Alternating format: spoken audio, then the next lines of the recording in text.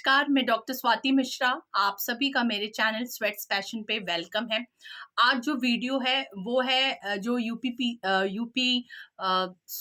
UGC net exam जो हुआ था, अभी उसका पेपर मैं सॉल्व करा रही थी। पिछले क्लासेस में मैंने 7-8 क्वेश्चन सॉल्व करवाया था बहुत डिटेल में। अब मैं उसके आगे के क्वेश्चंस को सॉल्व करवा रही हूँ। तो चलिए स्टार्ट करते हैं। ये पार्ट 2 है, तो 1 जरूर देखिएगा। फिर क्वेश्चन आता है यूजीसी नेट एग्जाम में प्राइमेट सिटी। ठीक है, प्राइमेट सिटी के बारे में आता है। तो theory was developed by Mark Jefferson in 1939। 1939 में मार्क जेफरसन ने ये थ्योरी प्राइमेट सिटी का डेवलप किया।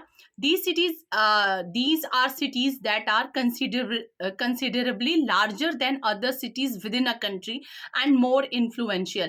देखिए, एक देश के अंदर बहुत सारे शहर होते हैं, आपको पता है।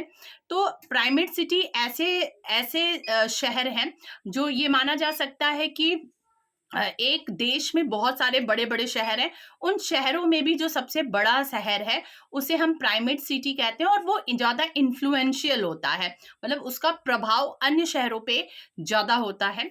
अगर इसके कैरेक्टरिस्टिक्स पे देखा जाए तो highest population of an entire country, पूरे कंट्री के अपेक्षाकृत, पूरे कंट्री में जितने भी शहर हैं अपेक्षाकृत इनकी जनसंख्या सबसे ज्यादा होती है। Highly developed and major functions are performed there, ये सबसे ज्यादा विकसित होते हैं।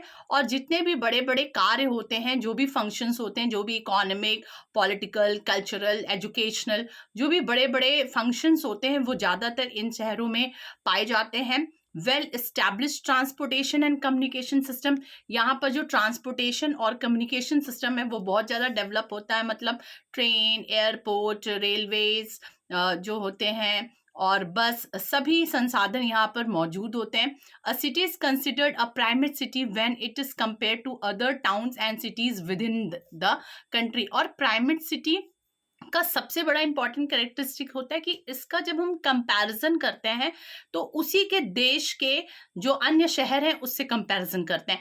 ऐसा नहीं कि मुंबई का कंपैरिजन हम लंदन से कर देंगे, वो प्राइमेट सिटी नहीं है। मुंबई एक शहर है, बड़ा शहर, उसका जब हम कंपैरिजन दिल्ली से करते हैं तो वो प्राइमेट सिटी कहलाता है, और इस तरह से हम इसका कंपैरिजन करते हैं। तो ये प्राइमेट सिटी हुआ। नेक्स्ट क्वेश्चन हम देखते हैं, बायोडाइवर्सिटी क्वाइंड पे क्वेश्चन आया था कि बायोडाइवर्सिटी टर्म किसने दिया है। तो बायोडाइवर्सिटी जो टर्म है वो वॉल्टर जी रॉजन ने दिया है।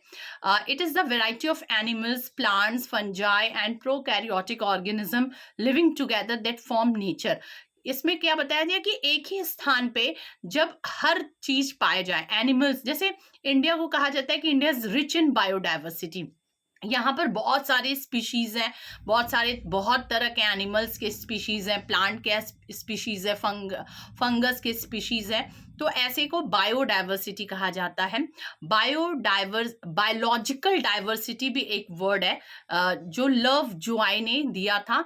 बायोलॉजिकल डाइवर्सिटी का मतलब कि number of species present in a group, एक ग्रुप में जितने नंबर ऑफ स्पीशीज रहते हैं उसको बायोलॉजिकल डाइवर्सिटी कहते हैं। इसको लव जोआई ने 1980 में दिया था। और आपके यूजीसी नेट में जो एग्जाम आया था, एग्जाम में जो क्वेश्चन आए थे वो थे बायोडाइवर्सिटी क्वाइंट किसने किया, बायोडाइवर्सिटी टर्म किसने दिया, तो वो वॉल्टर जी रॉजन है। इसी तरह से मैंने कुछ कुछ और टर्म्स यहाँ पर लिख दिए कि अगले एग्जाम में आपसे पूछा जा सकता है। जैसे इकोलॉजी टर्म किसने दिया, ये अर्नेस्ट हैकेल ने 1866 में दिया। फादर ऑफ इकोलॉजी हम किसको कहते हैं, ऑडम को बोलते हैं। फादर ऑफ इंडियन इकोलॉजी किसको कहते हैं, रामदेव मिश्रा को कहते हैं। इकोसिस्टम किसने दिया है, ये टैंसले ने दिया है 1935 में। और सस्टेनेबल डेवलपमेंट शब्द जो है वो ब्रटलैंड रिपोर्ट जो पब्लिश्ड हुआ था 1987 में United Nations world commission on environmental and development के थ्रू, तो उसमें ये सस्टेनेबल डेवलपमेंट टर्म्स आया। तो बायोडाइवर्सिटी के साथ साथ मैंने biological diversity, ecology, father of Indian ecology, ecosystem and sustainable development भी आपको बताया कि किन लोगों ने दिया है इन सारे टर्म्स को। नेक्स्ट क्वेश्चन की तरफ चलते हैं। एक क्वेश्चन आया है, बुक पूछा गया है women role in economic development. ये बुक किसने दिया? तो women role in economic development book जो है वो एस्टर बॉसरप ने 1970 में दिया है। इसमें क्या बताया गया है कि what happens to women in the process of economic and social growth throughout the developing world, thereby serving as international benchmark. ये चीज बताई गई है इस बुक में कि जैसे जैसे इकोनॉमिक और सोशल ग्रोथ हुआ उसमें विमेन का क्या रोल रहा, कैसे पार्टिसिपेशन रहा उनका इकोनॉमिक डेवलपमेंट में, ये सारी चीजें इस किताब में बताई गई हैं। एक बुक और पूछा गया है, the transformation of intimacy, transformation of intimacy, a well renowned sociologist Anthony Giddens ने 1992 में इस बुक को लिखा है। Generally denotes how intimate relationship are transformed from pre modernity to modernity and from modernity to post modernity और late modernity. आप जानते हैं कि सोसाइटी का ग्रोथ कैसे हुआ है। हम प्री मॉडर्न सोसाइटी से मॉडर्न सोसाइटी में गए, मॉडर्न सोसाइटी से पोस्ट मॉडर्न सोसाइटी में गए, और अब तो लेट मॉडर्निटी का भी प्रचलन आ गया है। तो इन सारे समयों पे किस तरह से इंटीमेट रिलेशनशिप चेंज हुए, इंटीमेट रिलेशनशिप कैसे ट्रांसफॉर्म्ड हुए।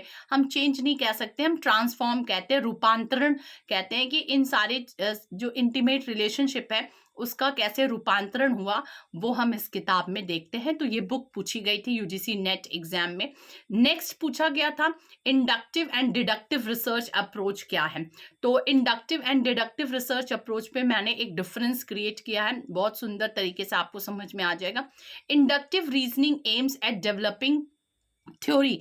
जो इंडक्टिव मेथड्स होते हैं उससे हम थ्योरी को फ्रेम करते हैं, और जो डिडक्टिव जो मेथड्स होते हैं उसमें हम थ्योरी को टेस्ट करते हैं। ओके, जो एग्जिस्टिंग थ्योरी है अगर हमें उसे टेस्ट करना है तो हम डिडक्टिव रीजनिंग लगाएंगे, और अगर हमें खुद कोई थ्योरी को डेवलप करना है तो हम इंडक्टिव रीजनिंग लगाएंगे। ठीक है, inductive reasoning moves from specific observation to broad generalisation.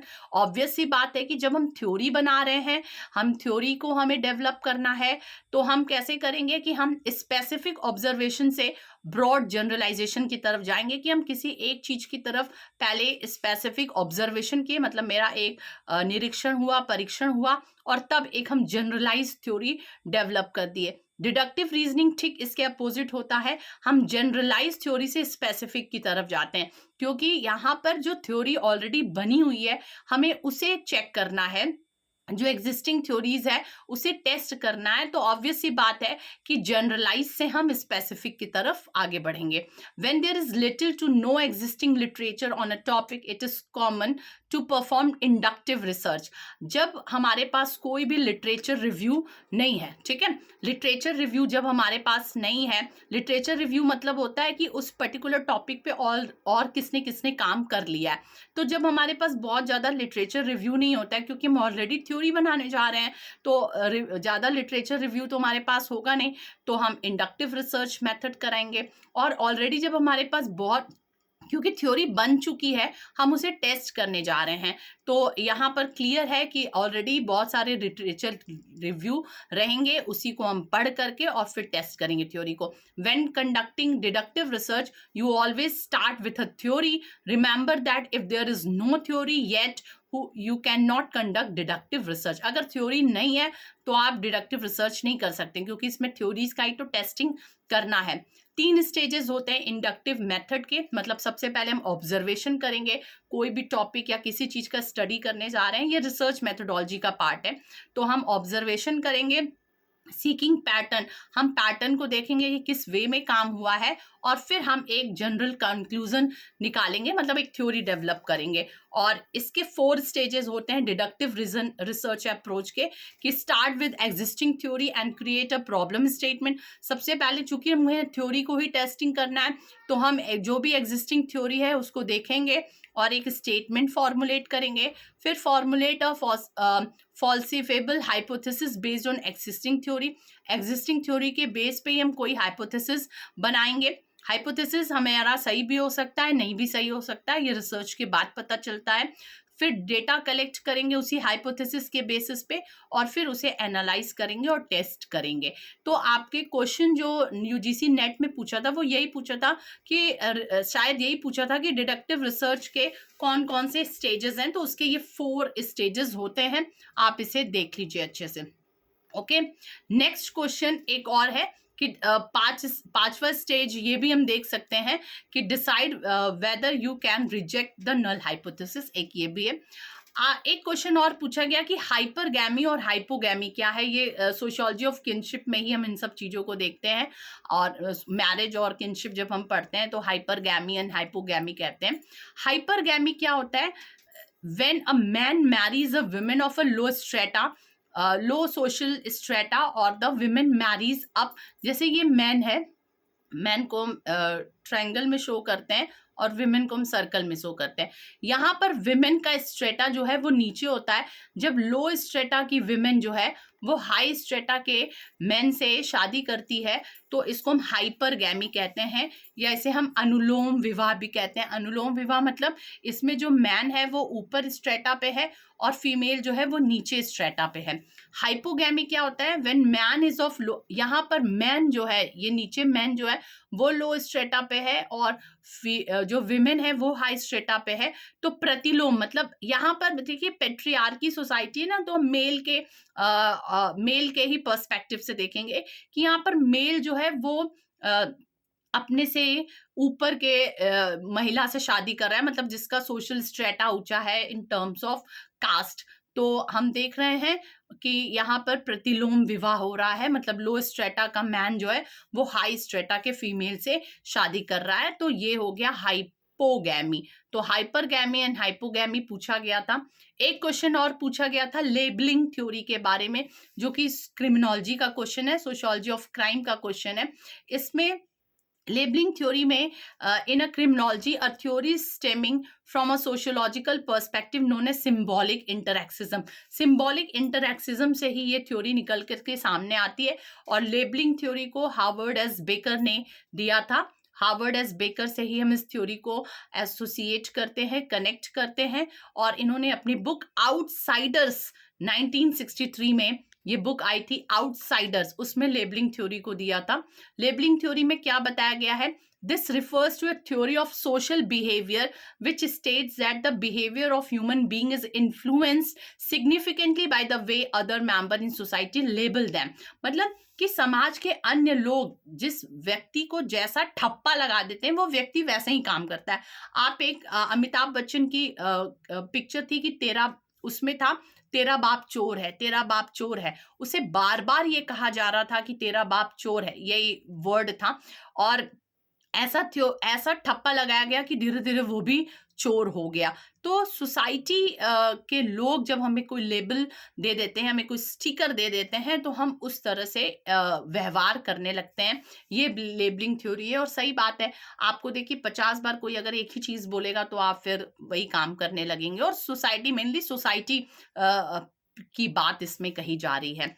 और एक बुक ये लेबलिंग थ्योरी के बारे में, लेबलिंग थ्योरी कौन दिया है, शायद ये क्वेश्चन पूछा गया था, हार्वर्ड एस बेकर ने दिया है। एक बुक पूछी गई पीजेंट स्ट्रगल इन इंडिया, ठीक है, ये बुक पूछी गई। ये एडिटेड बुक है, ये AR देसाई की बुक है। अक्षय, आप जानते हैं कि Akshay Ramanlal Desai, one of the famous Indian sociologist AR Desai, इनकी बुक 1979 में ये पब्लिश हुई थी, पीजेंट स्ट्रगल्स इन इंडिया। तो ये इतनी क्वेश्चंस को मैं आज लेकर के आई हूँ। होप आपको ये क्वेश्चन समझ में आए होंगे, और इसलिए पढ़ना ज़रूरी है कि जो भी अदर और एग्ज़ाम होंगे उसमें UGC नेट के क्वेश्चन ज़रूर पूछे जाते हैं। CUET PG आपको देना है या कुछ और भी आप एग्ज़ाम दे रहे हैं तो उसमें भी ये क्वेश्चंस ज़रूर पूछे जाते हैं। तो होप आपको आज का वीडियो अच्छा लगा होगा। आप फिर नए वीडियो के साथ जल्दी मिलूंगी। Till then goodbye, take care.